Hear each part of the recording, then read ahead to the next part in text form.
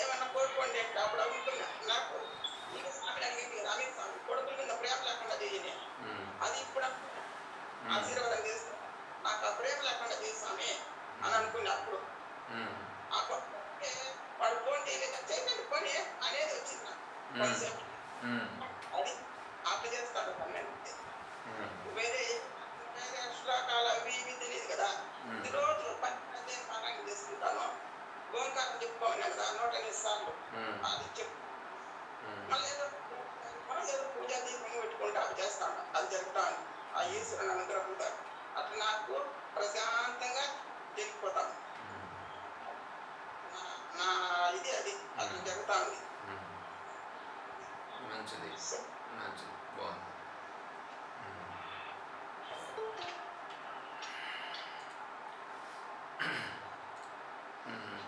ఇంకెవరన్నా చెప్తారా?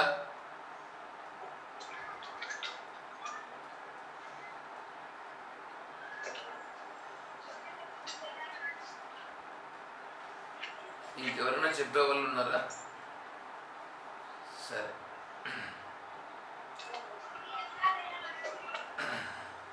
ఓం శ్రీ గురుభ్యో నమః. ఇప్పుడు కర్మయోగము ఎందుకు వచ్చింది? మీరంతా బాగా చెప్పారు.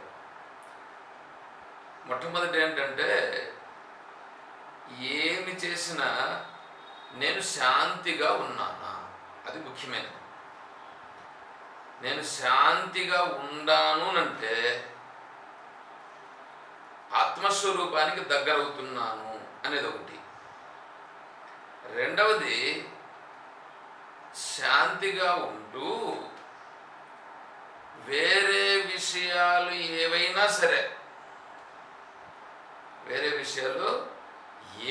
సరే వాటన్నిటితో నాకు అవసరం లేదు అనేటువంటి దృఢత్వం రావాల. వేరే విషయాలు వాటితో నాకు అవసరం లేదు అనే దృఢత్వం రావడం రెండవది. ఇంకా బాగా మాట్లాడితే ఏంటంటే వేరే విషయాలన్నీ కూడా మిథ్య, అసలు అవి లేనివి, లేకుండానే కనిపిస్తున్నాయి అనేటువంటిది దృఢం కావాలి. సరే ఉండని. ఇప్పుడు ఇక్కడ నేను శాంతిగా ఉండుట ఒకటి, రెండవది వేరే విషయాల గురించి నేను ఇంకా ఆలోచన చేయాల్సిన అవసరం నాకు లేదు. దీని కొరకు శ్లోకాలు తెలియాల్సినంత అవసరమేమీ లేదు. శ్లోకాలు తెలిసినా శ్లోకాలు తెలియకపోయినా వాటితో ఏమీ అవసరం లేదు.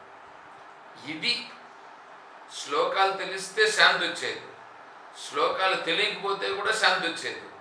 శ్లోకాలు తెలిసినా శ్లోకాలు తెలియకపోయినా నేను శాంతిగా ఉన్నాను. శాంతి అనేటువంటిది మనస్సుకి అన్నీ అమర్చుకొని కావలసినవన్నీ సౌకర్యంగా ఉన్నాయి అని కొద్దిగా ఉపశమనముగా ఉండుతుందే, అది శాంతి కాదు. అది నిజమైన శాంతి కాదు. అది అన్నీ ఉన్నాయి. ఎప్పుడైతే మనము ఆ ఆత్మోన్ముఖం అవుతామో అప్పుడు అవన్నీ అమరుతాయి, ఆటోమేటిక్గా వస్తాయి. సరే, అది ఉండని. ఇక్కడ కర్మయోగం అనేటువంటిది విషయం ఏంటంటే, నేను ఆత్మస్వరూపము నేనైనప్పుడు నేను కర్తనవుతానా?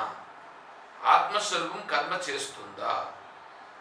ఆత్మస్వరూపం కర్మ చెయ్యదు, ఆత్మస్వరూపం కర్మను చేపించదు.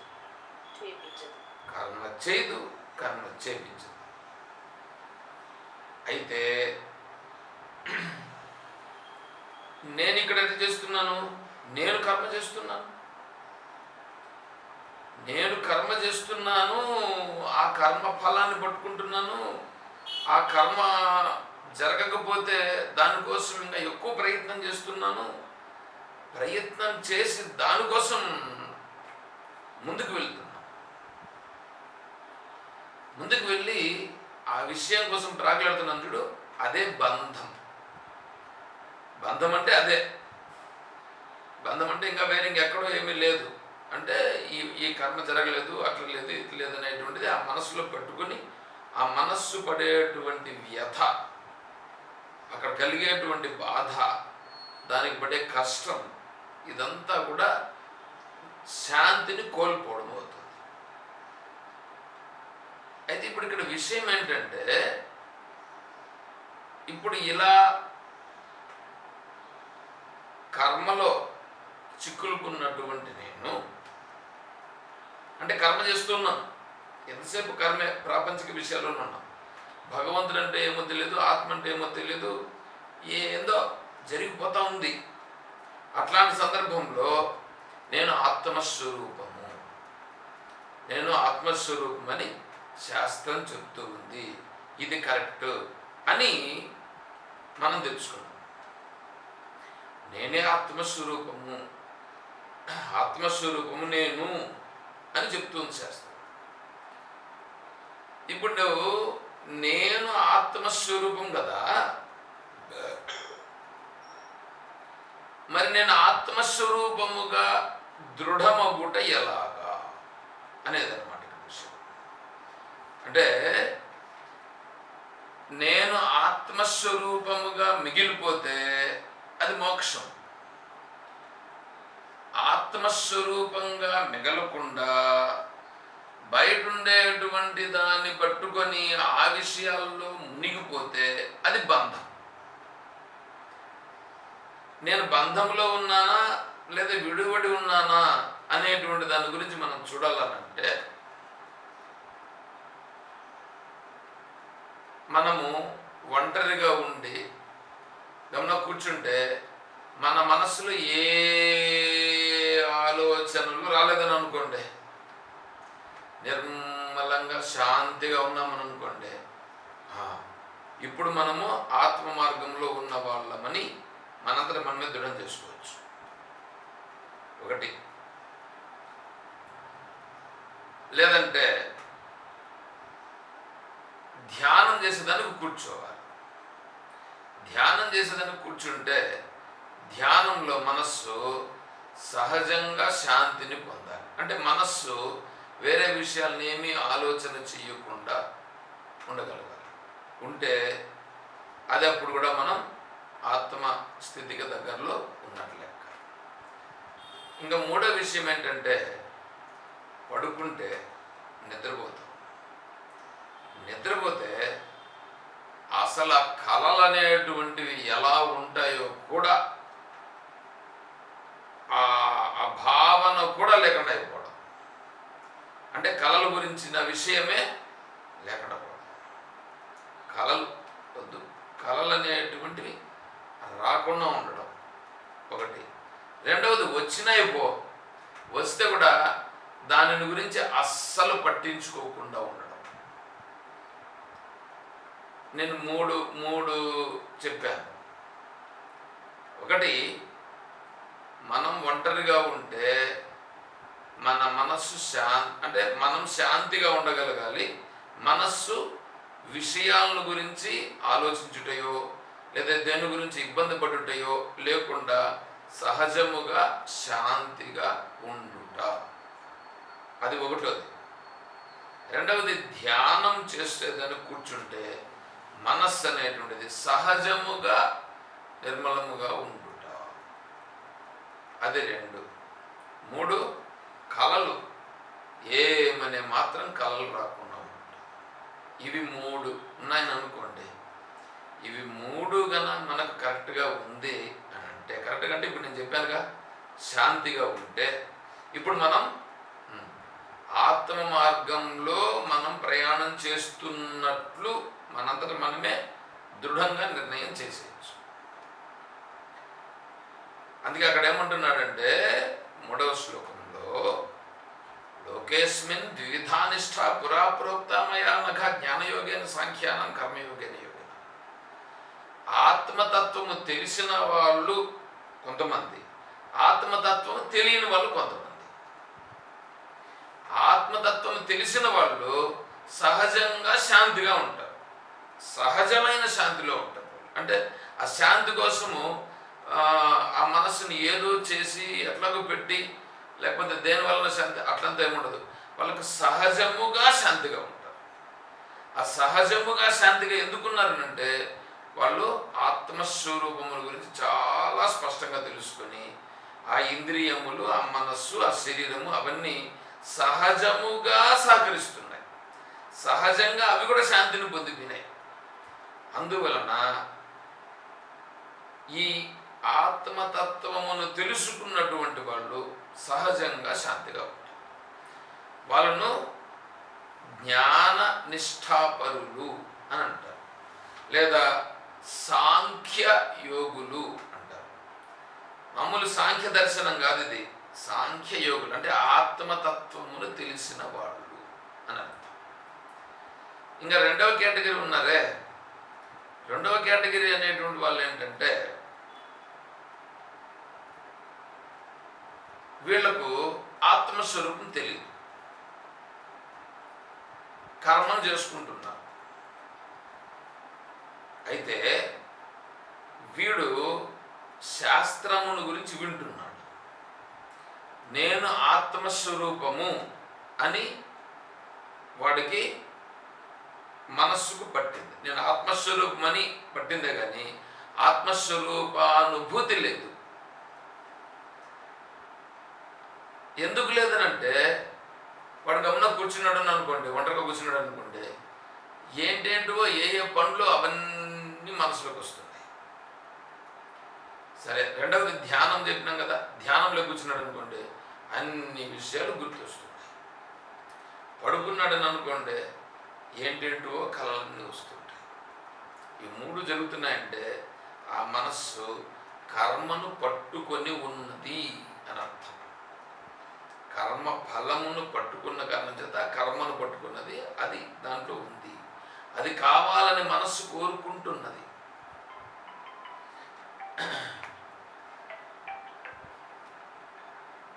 అయితే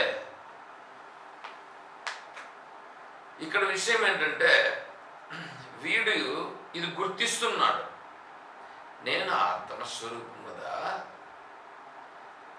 ఈ కర్మ విషయాలు నా మనస్సు వాటిపైకి వెళ్ళిపోతా ఉంది, నేను ఆత్మస్వరూపంగా ఉండుట ఎలాగా అనేది ఇప్పుడు వీడు ప్రయత్నం చేస్తాడు. ఎప్పుడైతే నేను ఆత్మస్వరూపంగా ఉండాలి అని మనస్సు ఒక దృఢ నిర్ణయానికి వచ్చి అలా ప్రయత్నం చెయ్యడం కోసం మనస్సు నిర్ణయం అవుతుందో అప్పుడు మనస్సు ఏం చేస్తుందంటే దానికై అన్వేషణ చేస్తుంది. దేనికై అన్వేషణ? ఆ ఆత్మతత్వ స్వరూప స్థితిలో ఉండుట ఎలాగా. ఎందుకంటే నేను ఆత్మస్వరూపమే.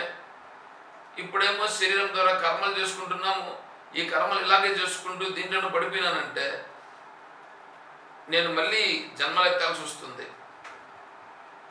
నేను మళ్ళీ జన్మలెత్తడం నాకు ఇష్టం లేదు.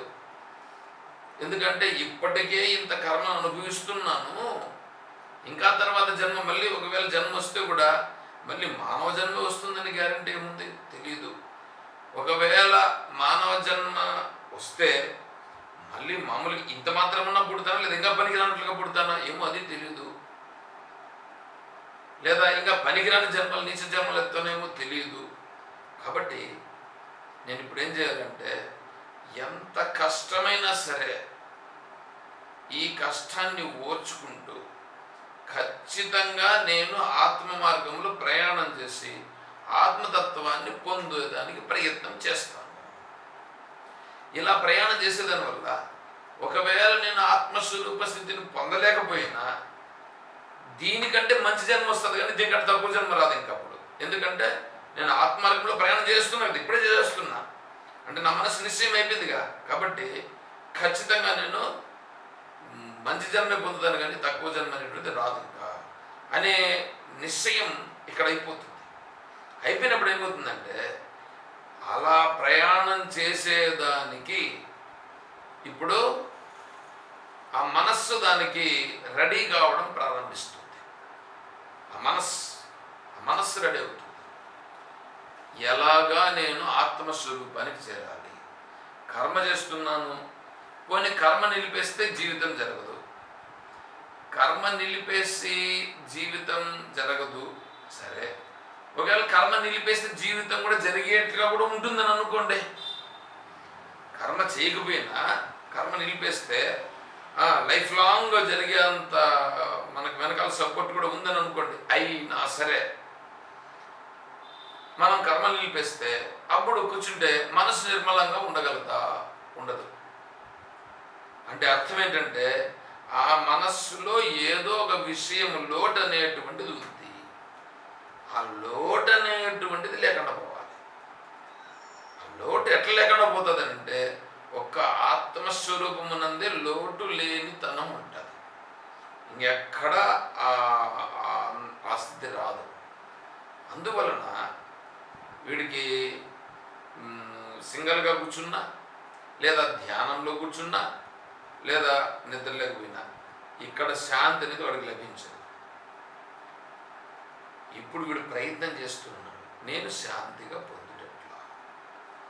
అలా పొందేటువంటి ప్రయత్నంలో కర్మను నేను విడిచిపెడితే జీవనం కొనసాగాలి. ఇక్కడ ఒక విషయం, భగవంతుడు నీకేమీ సహాయం చేయడు, అది మాత్రం గ్యారెంటీ. ఎందుకంటే భగవంతుడు వస్తాడు, సహాయం చేస్తాడు. ఇవంతా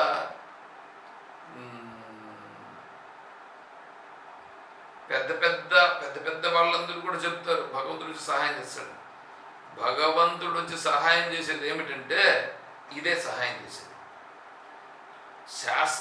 ఇది సాధకునికి సంబంధించి నేను చెప్తూ ఉండే విషయం. సాధకుడు కాకుండా లోకంలో ఉండేవాడికి భగవంతుడు సహాయం చేస్తాడు. వాడికి ఏదో ఒకటి వాడికి కావాల్సిన చిన్న విషయాలు కదా, కాబట్టి వాడికి భగవంతుడు సహాయం చేస్తాడు. ఇక్కడ వీడికి కావాల్సింది ఏంటి? ఆత్మజ్ఞానం కావాలి, ఆత్మతత్వాన్ని పొందాలి. ఈ మార్గంలో భగవంతుడి యొక్క సహాయం ఏమిటి అంటే, భగవంతుడు చేసే సహాయం ఏంటంటే శాస్త్రం ఇవ్వడం, ఆ శాస్త్రాన్ని నీకు సరిపోయేటట్లుగా చెప్పగలిగేటువంటి వాళ్ళను తోడు చేయడం. ఇవి చేస్తాడు భగవంతుడు. అంతేగాని నీకేం సహాయం చేసేది, ఎదురుకొచ్చి సహాయం చేసేది ఏమి ఉండదు. ఇప్పుడు నేను చేయాల్సింది ఏంటంటే నా మనస్సును నేనే ఆ మార్గంలోకి తిప్పుకోవాలి. నా శరీరాన్ని నేనే ఆ మార్గంలోకి తిప్పుకోవాలి. ఇప్పుడు నేను శాంతిగా ఉండొచ్చుగా, నాకు కావాల్సినవన్నీ ఉన్నాయిగా, నాకు ఉండొచ్చు కదా అంటే ఉండలేదు. ఆ మనసు శాంతిగా ఉండదు. ఎందుకంటే మనస్సుకు ఏదో ఒక విషయంలో లోటు అని అనిపిస్తుంది. అందువల్ల ఇప్పుడు ఏంటంటే ఆ లోటు అనేటువంటిది ఎందుకు వస్తూ ఉంది అని మనం ఒక్కసారిగా ఆలోచన చేస్తే ఏదో ఒక ఫలమును ఆశిస్తూ ఉండబట్టి వస్తూ ఉంది. అక్కడ ఆ ఫలమును మనస్సు ఏదో ఒక రూపంగా పట్టుకుని ఉంది. ఒక అమ్మాయిని గురించి ఆలోచిస్తున్నాడు అని అనుకోండి, ఆ అమ్మాయితో ఏదో కావాలని కోరుకుంటున్నాడు ఫలం. ఏదో వ్యాపారం కోరుకుంటున్నాడు అనుకోండి, వ్యాపారం ద్వారా తను ఏదో కోరుకుంటున్నాడు, అంటే లాభం, ఏదో ధనాన్ని. వేరే వాళ్ళతో ఫ్రెండ్షిప్ కోరుకుంటున్నాడు అనుకోండి, ఆ ఫ్రెండ్షిప్ వలన వీడికి ఏదో ఒక పంచుకొని టైంపాస్ చేయడమో, లేదా ఈ మనసులో ఉండేటువంటి ఏదో చెప్పుకోలేని అంశాలను వాళ్ళతో పంచుకోవడమో, ఇటువంటివన్నీ. అంటే ఏదో ఒక ఫలం అనేటువంటిదని వీడు కోరుతున్నాడు. ఇప్పుడు దేవుణ్ణి కూడా కోరుతున్నాడు అంటే, దేవుణ్ణి పట్టుకున్నాడు అంటే దేవుని కూడా ఎందుకు పట్టుకున్నాడు? వీడుకుండేటువంటి బాధలను ఆ దేవుడు వెనకాల ఉండేదో చేస్తున్నాడు అని పట్టుకున్నాడు. అంటే ఆ దేవుని వలన భగవంతుని వలన నేను శాంతిగా ఉండగలుగుతున్నాను, అవన్నీ నాకు భగవంతుడు సమకూరుస్తున్నాడు అని ఉంటుంది. ఇదంతా కూడా ఇవన్నీ సమకూరుస్తున్నాడు కాబట్టి దేవుడు. ఇవన్నీ సమకూర్చకపోతే దేవుడు ఏంటి? నాకు ఆ దేవునికి నా మీద కోపం వచ్చిందనో, ఆ దేవుడు నాకు సహాయం చేయలేదనో ఇట్లుంటాయి. అట్లాగా ఇక్కడ ఏంటంటే ఈ ఫలం అనేటువంటిది ఏది ఉందో, ఈ ఫలమును మనసు పట్టుకుంటుంది కాబట్టి దాని దగ్గరికి పోతుంది. ఆత్మస్వరూపంగా ఉండుటానంటే ఈ ఫలమే నాకు అడ్డం వస్తుంది, ఫలం అడ్డం వస్తూ ఉంది. అందువల్లనే నేను దాని గురించి మనస్సు దాన్ని పట్టుకోలేదు. కాబట్టి ఇప్పుడు ఏం చేయాలంటే ముందు ఆ ఫలాన్ని కట్ చేయాలి.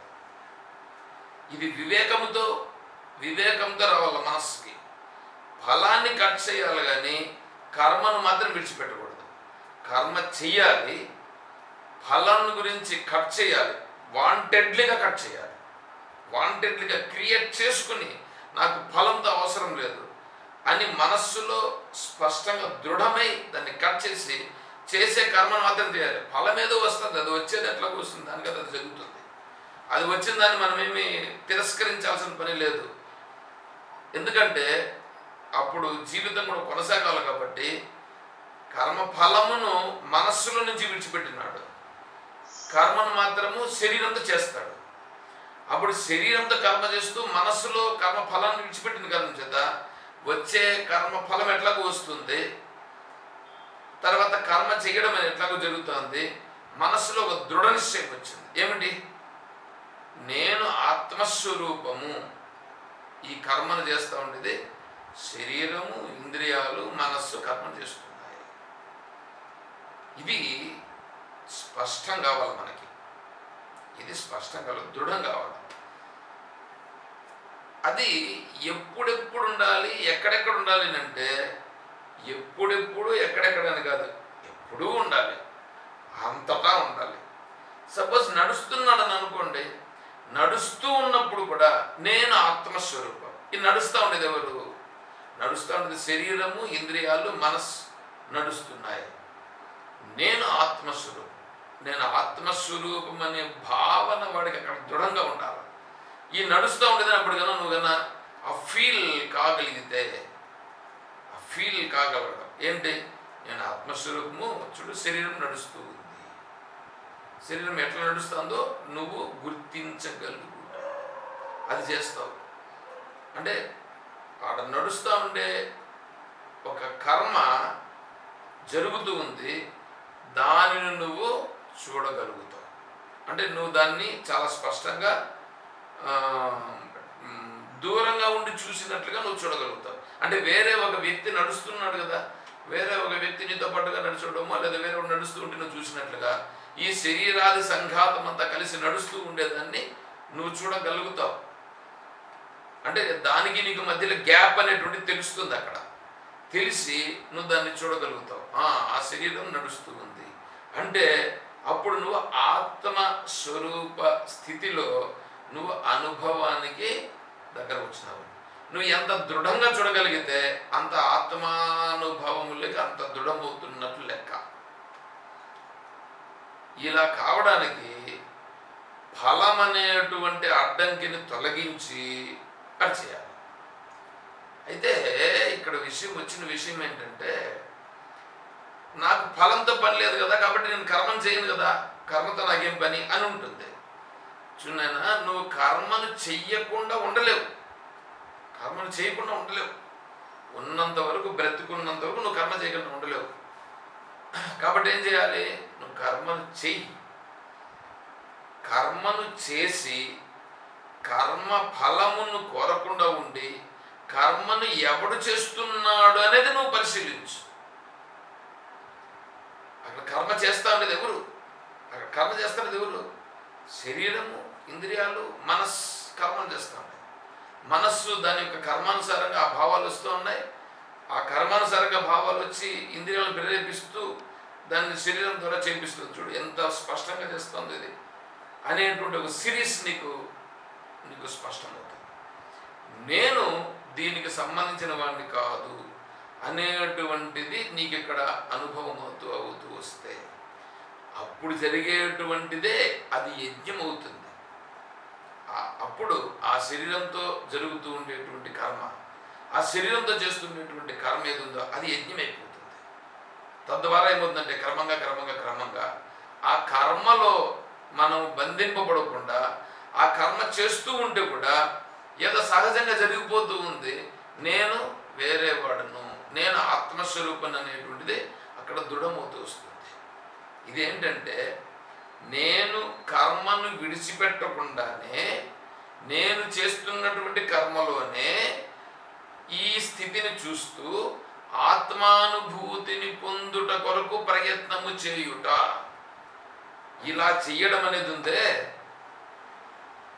వాడు ఎక్కడున్నాడో, ఎలా ఉన్నాడో, ఏ విధంగా ఉన్నాడో అక్కడే ఉంటూ అక్కడనే ఆత్మానుభూతిని పొందవచ్చును అనేటువంటిది భగవంతుడు ఇక్కడ చెప్తున్నటువంటి విషయం. మనకి జ్ఞానస్థితిలో ఉండే వాళ్ళు ఎలాగో జ్ఞానస్థితిలో ఉంటారు.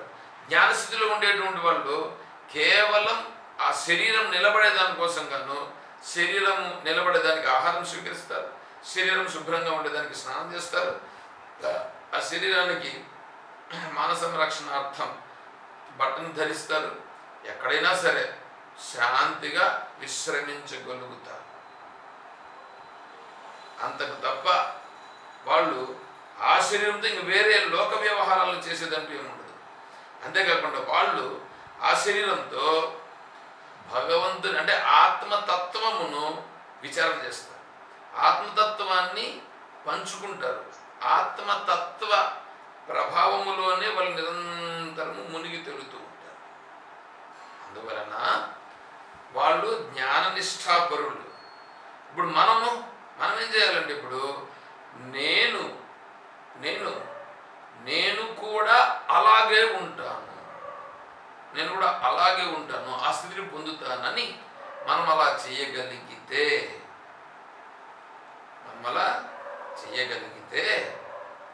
అప్పుడు అది కర్మలో ఉంటూ ఆత్మ స్వరూప మార్గంలో ప్రయాణము చేయుటను కర్మయోగం అని అంటారు.